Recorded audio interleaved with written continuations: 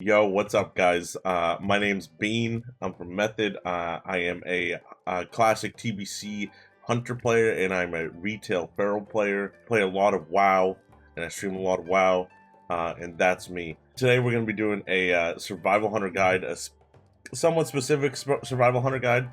Some of that stuff can be mixed into like hunter. Like it plays pretty similar. The other one that doesn't play similar is BM. But we'll talk about that in a little bit. The pros in general, you have a lot of range, you have a lot of damage, you have a lot of utility. The cons of it is you're just squishy, you're a delicate little boy. You can actually play BM, Marks, or Survival in PvP. All of them are good, which is absolutely awesome. You can play any spec you want. You know, some days you wake up and you just want to just bang it out with the boys. You know what I mean? And that's what BM is for. BM is just a lot of damage. Basically, it's just a lot of damage. So BM, you just go 41 in BM. Then you go marksman if you want to do the most damage, or you could go a little bit in survival if you wanted to be a kind of like a damage bot with a little defense. IMO, you should probably just go marksman. Other than that, you can go marksman. You go 41 marksman for silencing shot. I think silencing shot is probably better for threes. I didn't get to do too many threes on beta. I have been playing a lot of beta. I haven't done too many threes. I think silencing shot could be pretty useful for threes, like fighting RMP, or even in twos fighting double DPS. I personally liked it the least. I played a lot of twos. So in twos, I liked it the least, going 41 marksman and then survival. But the spec I'm right now is the one I enjoy the most, which is why I wanted to do the guide on this spec specifically. So this is 26 marksman and 35 in survival. What this gives you is it gives you Wyvern Sting. These are like the big CC parts of it. It gives you Wyvern Sting and Scatter. So basically, you become a CC Lord. A CC Lord. So like I said, BM is more of a damage lord, and marksman and survival are more of CC lords. With this spec, you can go 2 into rapid killing instead of 4 into efficiency. You know, for shorter aim, whatever, rapid fire. Take 1 out of counterattack, and you can take 1 out of exposed armor, and you can put 2 into thrill of the hunt. Personally, I like counterattack. It meshes extremely well with deterrence. It's super good versus rogues and warriors, specifically. I think it's super good. I'm gonna use it for sure, because I think, you know, first of all, I'm a dwarf on this beta. I'm actually gonna be an orc. I would suggest you be a dwarf. I'll go over that as well. But I think it's super good versus rogues. It's super good versus warriors. It literally can give you a free aim shot. It's just, I think it's really nice. But some people like to go not counterattack and not expose and 2 in thrill. So the pet you're going to want is a scorpion for the most part as survival. As BM, you're going to want the Ravager, the famous Ravager, big damage. You could actually play survival with a Ravager as well, to be honest. The only real reason you want Scorpid is for the Scorpid poison. Doesn't matter what rank it is, really. You can go with rank 1, it doesn't matter. Basically, all this is for is really covering your Viper Stings on like Druids or Shamans or Paladins. It's kind of like a skill capped ability, because you do want to toggle it on and off depending on scenarios, or have it bound depending on scenarios. But basically what the Scorpid is there for is to help you mana drain by adding stacks of this Scorpid poison. So when they do abolish poison, when they do poison cleansing totem, it hopefully gets a stack of the abolish, or it hopefully gets a stack of the Scorpid poison over the other thing. Some weird stuff that you need to know about Hunter is you kind of want to go int, especially if you're survival or marksman. Like I said, those long games, you have aspect of the Viper, right? And aspect of the Viper basically regens your mana based off how much int you have. The more int you have, the more mana you're going to be regenerating. So this is a really weird thing, but you want to basically enchant your weapons with int. Because you want the mana regeneration, because it's going to be long games and stuff like that. So I think as BM, you probably can go agility or something. If you're just going raw BM, you probably just go agility. You know, you're trying to end the game fast. You're basically a warrior. You end the game, or you probably lose after your BM or something like that. But overall, it's as you want to stack in gear. Basically, you want to stack Resil as much as you can as a hunter. If you are BM, I think it potentially can be different. I think you can, you know, go with Beast Lord set, or, you know, just go full damage or something like that. But as survival, like we said like 4 times already, the name of the game is their mana and slowly draining sucking the mana, sucking all the mana. So basically just full resilience, full, you know, stam, blah blah blah. Ooh, a very cool thing is meta gems. Okay, so as a dwarf, if you're a dwarf, and Fjordblade brought this up to me, if you're a dwarf, you can, in your survival, and you go sure-footed, you get 15% root resist with sure-footed, and you get another 5 here.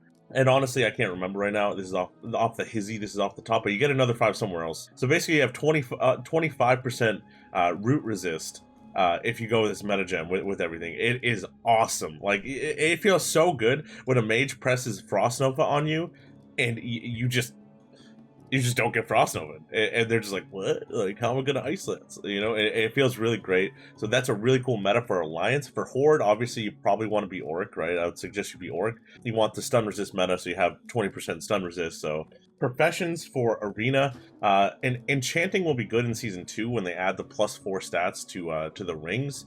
Enchanting will be really good. Jewel crafting, I think, could be good. But it's like very min-max. Like your professions aren't going to make or break you getting glad or something like that. Like it's very min-max. So what I'm going to do is I'm going to start with leatherworking and engineering for leveling, and then eventually I'll probably go to enchanting. I'm not sure if I'll do jewel crafting, but yeah, jewel crafting and enchanting are basically your bis. All right, so the playstyle and rotation of survival hunters basically are just an auto attack, Andy. You want to be very mana conservative. That's like the number one thing is mana conservation. So you don't want to just be multi-shotting off cooldown. You don't want to be arcane shotting off cooldown, even though they do a lot of damage. It's all situational. You want to do effective damage. So ideally you want to do damage when people are in a CC, either feared from your priest or you cloned from your druid or trapped from you, or you want to do effective damage. The name of the game, like I said a million times today, it's Viper Sting. It's ooming the enemy. So it's ooming the enemy and you not being oom. That's why you stack the int for aspect of the Viper. A lot of it is slowly whittling down your opponents, which may sound boring to you, but it's actually very satisfying. When you get it right, it's very satisfying. So it's gonna take you a lot of games to start enjoying Hunter for the most part, especially if you're just starting out. But if you stick to it and you stick to partners, and you get synergy and you understand how you're gonna win and all that, you're gonna start liking it most likely. I think synergy is like one of the number one things in TBC. Synergy and strategy over like gameplay is very important, obviously, but synergy and strategy are gonna win you games. Like for example, when you're fighting warrior druid, you might just get absolutely railed for the first couple times you fight it, until you figure out the strat of just CCing warrior. Every CC on warrior, scatter trapping warrior. When the druid tries to eat the trap, because trap has arm time in TBC, which sucks. So a lot of druids try to eat the traps and stuff like that. And so what you do is you scatter and you trap the warrior, and you fear the druid trying to eat the trap or something like that. And once you get that like perfect omega synergy down or something like that, you're getting the full traps on the warrior. They're lasting 13 seconds because you're playing clever traps, right? If you are survival, you just fully recover every time, and it just becomes the game completely turns around on the warrior druid. It becomes absolutely miserable. And I would also like to say that if you are playing Classic Hunter and you think you're not going to like TBC Hunter, I don't know how you couldn't. I think it's freaking beautiful. I think it's freaking beautiful. I think it's just a straight upgrade of like it's just awesome, dude. It is just absolutely awesome. All right, so defensively, how to play defensively as a hunter. A lot of your defense comes from positioning. You have a defensive talent called Deterrence here. That is pretty dang good, especially versus melee. It's only good versus melee. Warriors, rogues, all that. Deterrence is a really big cooldown, 5-minute cooldown. It's a long cooldown, but that's basically your only cooldown. So this is what sucks about Hunter, is you don't really have cooldown. So your positioning and your synergy with your partner is going to matter so much. This is, if you don't play it perfectly, you're probably going to lose, especially if you're playing versus really good players, right? You're playing versus equal skilled players. You're probably if you mess up, you're gonna lose. Other than that, you have feign death. You can feign death to cast off or something like that, which is always useful. You always want to be doing that.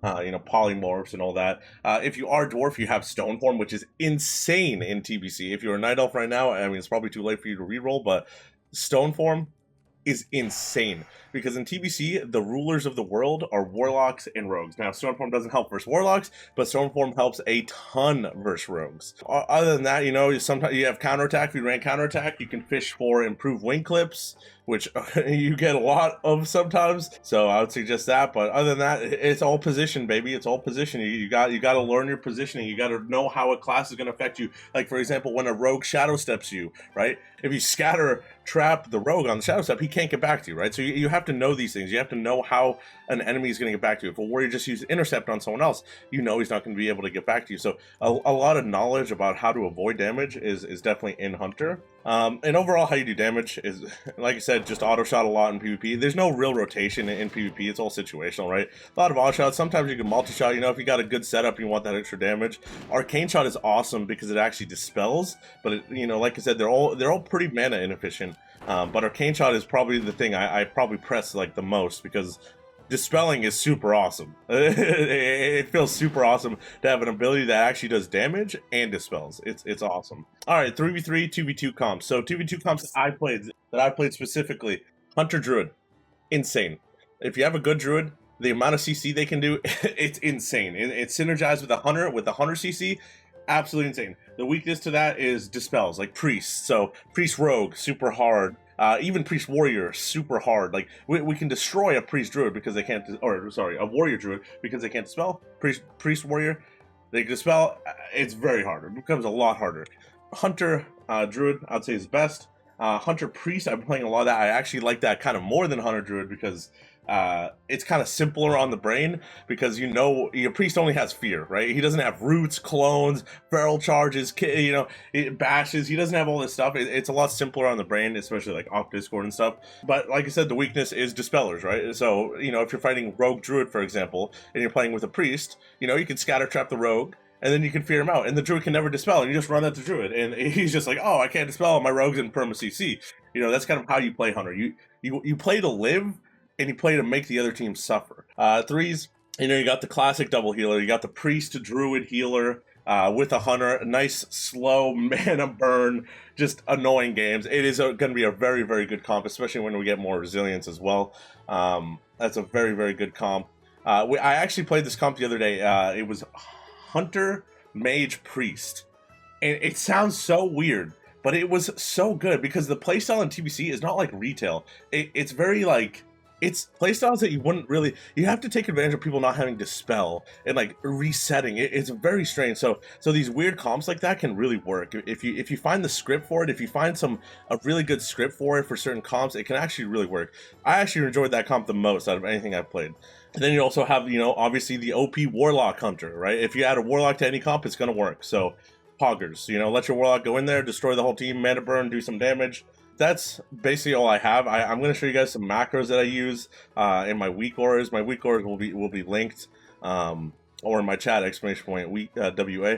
But it'll be linked. So here's some macros that I use, guys. You know, this macro right here, I think there's a different way to word this macro. Basically, what this macro right here does is if I hit it, it's on this side. If I hit it, if you look at my pet bar, it'll toggle on and off poison and claw. So that's really important for, you know, basically when you're wyverning like a druid or something like that, or wyvern someone, you don't want poisons on him, right? Because that's going to break your wyvern. So you want to toggle it on and off depending on the situations. So we got a couple, basically a lot of my macros are going to be basically focus macros for the most part. I have another macro here. So I have a steady shot macro, but realistically, I think there's probably a better steady shot macro out there. And I'm not 100% sure, but this is the steady shot macro I use for survival. Focus Wyvern, you know, focus Scare Beast, rank 1 Serpent Stain to like keep rogues or something like that. Don't use this too often, but rank 1 Arcane Shot, you know, keep rogues. Focus Pet Attack is very nice as well. Focus Pet Attack. So you know, when you're targeting someone, let's say this is the guy you're killing, right? And this is the druid over here. You know, and the druid's going for a drink, right? So having a focus pet attack macro to make it go to get the druid is very nice and handy. Overall, I'm sure I missed some stuff, guys, but I do stream at twitch.tv/bean if you guys want to come check me out or ask me some more questions. Yeah, I'll hopefully be making some more guides for Method. Thanks for watching, and good luck.